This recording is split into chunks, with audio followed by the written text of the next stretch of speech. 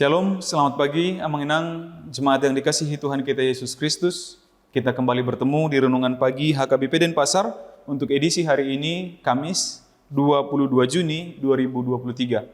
Sebelum kita mendengarkan firman Tuhan, marilah kita bernyanyi terlebih dahulu. Kita bernyanyi.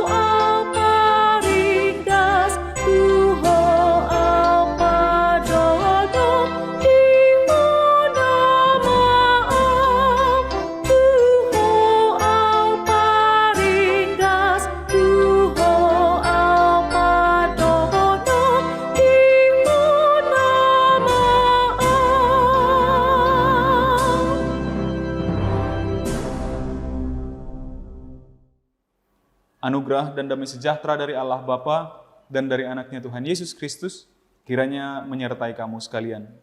Amin. Firman Tuhan untuk kita pada pagi hari ini tertulis dalam kitab Ayub atau Job pasal 23 ayat 10. Saya akan bacakan untuk kita. Karena ia tahu jalan hidupku, seandainya ia menguji aku akan timbul seperti emas. Di dalam bahasa Batak dikatakan, alai anggo ibana di boto dodalaku, tung sura di uji ibana au, songon seri napita maau ruar. Demikian firman Tuhan. Amanginang kisah tentang Ayub ini tentu harusnya memotivasi kita sangat besar. Memberikan insight baru atau sudut pandang baru bagi kita. Dalam pola beragama, dalam pola berkepercayaan, dalam pola bergumul. Begitu. Dalam hal ini ketika memiliki masalah, pencobaan, lalu kita tidak akan serta-merta katakan karena orang itu berdosa. Itu akibat dosanya. Itu akibat karma atau balasan atau segala sesuatu. Bisa kita ketahui melalui kitab Ayub bahwa pencobaan pun adalah atas sepengetahuan Tuhan. Orang-orang sering berdebat apakah Tuhan mencobai atau pencobaan hanya datang dari iblis. Tapi pada saat ini kita mau katakan bahwa entah dari siapapun itu pencobaan, tetapi kita tahu bahwa Tuhan tahu. Tuhan mengetahui atas pengetahuan Tuhan, atau bahkan atas dasar izin Tuhanlah segala ujian atau pencobaan itu datang ke dalam diri kita. Tuhan mampukan kita, atau setidaknya Tuhan jagai kita di dalam menghadapi ujian, tantangan, rintangan, apapun yang berat yang akan kita alami di dalam kehidupan kita.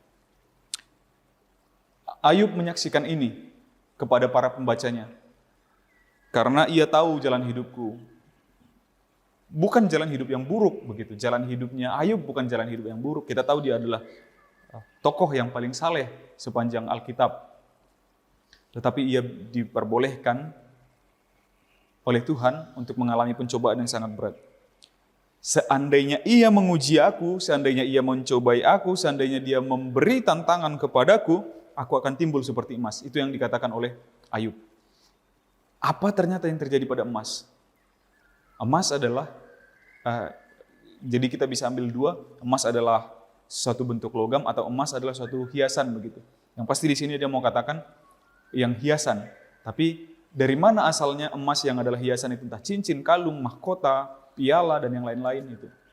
Tentunya dari bijinya tadi, biji emas itu dari kemudian dia dilebur, dibakar, dipukul, dilebur, dibakar, dipukul untuk membentuk dia menjadi suatu perhiasan yang indah, yang terlihat mewah.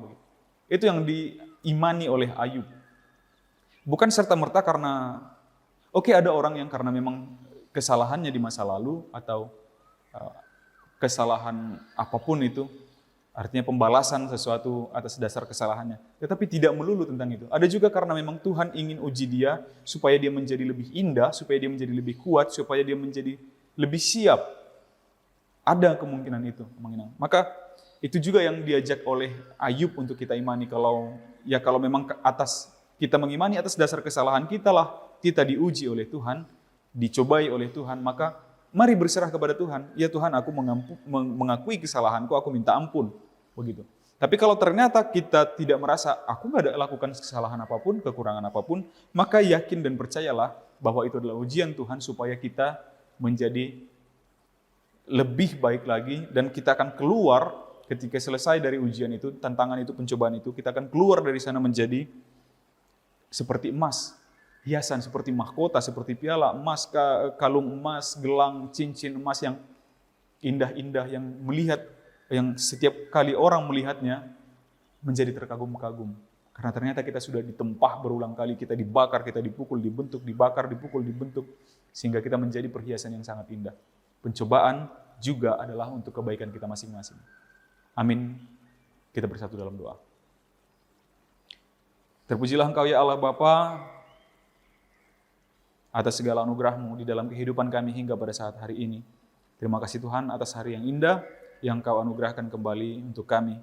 Untuk itu Tuhan, kami mohonkan kiranya sepanjang hari ini Engkau tetap jagai sertai kami seperti pada hari-hari sebelumnya, agar kiranya kami tetap dapat memuliakan Engkau di dalam aktivitas kami. Terima kasih atas firman-Mu Tuhan, yang menguatkan kami bahwa di setiap ujian, pencobaan, tantangan, rintangan yang kami hadapi, Engkau turut campur dalam kehidupan kami untuk membentuk kami menjadi lebih indah lagi, menjadi lebih kuat lagi, menjadi lebih tangguh lagi dalam menghadapi dunia ini. Terpujilah Engkau ya Bapa, di dalam nama anak-Mu Yesus Kristus kami berdoa dan mengucap syukur. Amin. Demikian renungan pagi kita untuk hari ini, Manginang. Sampai jumpa di hari esok. Selamat beraktivitas. Tuhan memberkati. Horas.